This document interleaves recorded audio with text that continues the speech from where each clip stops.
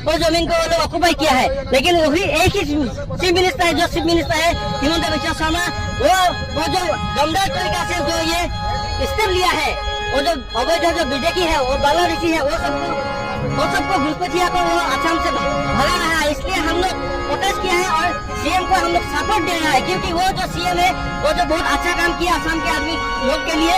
इसीलिए हम लोग आप जो मदानी बोल रहे कोई आदमी है, कौन आदमी असम का लोग नहीं पहचानता है।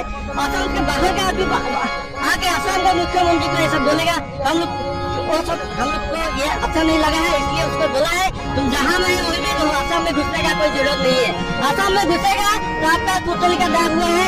असम में आएगा, अपना असम में आएगा तो उसको भी हम लोग जला देगा, सीधा बात है।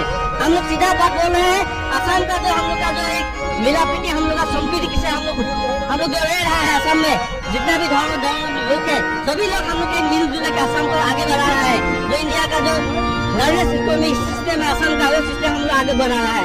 इसलिए वो कोई आके हम लोग का जो मिलजुल के रह रहा है उसको बिगाड़ने के लिए कोई कोशिश करेगा तो उसके हाल ऐसा ही होगा। तो जिस तरीके से असम में घुसपैठियों पर कार्रवाई को लेकर एक तरफ कांग्रेस पार्टी भड़की हुई है, दूसरी तरफ मौलाना मदनी जैसे लोग हैं जो लगातार इस तरीके की इधर धमकी दे रहे हैं। लेकिन वहीं पर असम में हिमंता सरकार के खिलाफ फर्जी खबर फैलाने के केस में पत्रकार रवीश कुमार से लेकर अभिषेक शर्मा पर जबरदस्त एक्शन हुआ है। रवीश कुमार और अभिषेक शर्मा के खिलाफ राजद्रोह का मुकदमा दर्ज किया गया है।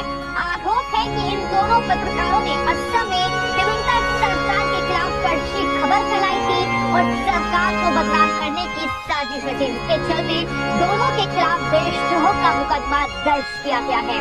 दरअसल असम सरकार के द्वारा अडानी को 3000 एकड़ जमीन मुफ्त में दी गई, यह फर्जी खबर चलाई थी रवीश कुमार और अभिषेक शर्मा ने, जिसके बाद उनके खिलाफ ये देशद्रोह का मुकदमा वहाँ पर दर्ज हुआ है। तो इस तरीके से फर्जी खबर फैलाने के आरोप में जब देशद्रोह का मुकदमा अभिषेक शर्मा और रवीश कुमार के खिलाफ दर्ज हुआ है तो इसे सराहनीय कदम जनता के द्वारा बताया जा रहा है। और वहीं पर लगातार हिमंता बिस्वा शर्मा भी एक्शन मोड में है और सीएम हिमंता चाहे जमात-ए-हिंद के मौलाना की धमकी हो, चाहे वो अन्य पार्टियों की तरफ से जिस तरीके की बयानबाजी की जा रही है उस पर लगातार वो पलटवार कर रहे हैं। अब सीएम हिमंता ने एक पोस्ट किया जिसमें उन्होंने लिखा कि कल जमात-ए-हिंद द्वारा मेरी बर्खास्तगी की मांग को लेकर किए गए आक्रोश के बाद दिल्ली स्थित एक टीम हर्ष मंदर, वजाहत हबीबुल्ला, फयाज शाहीन और प्रशांत भूषण से लेकर जवाहर सरकार अब असम में डेरा डाले हुए हैं। उनका एकमात्र उद्देश्य वैध बेदखली को तथाकथित मानवीय संकट के रूप में चित्रित करना है। ये अवैध अतिक्रमणकारियों के खिलाफ हमारी लड़ाई को कमजोर करने की एक सुनियोजित कोशिश के अलावा और कुछ नहीं है।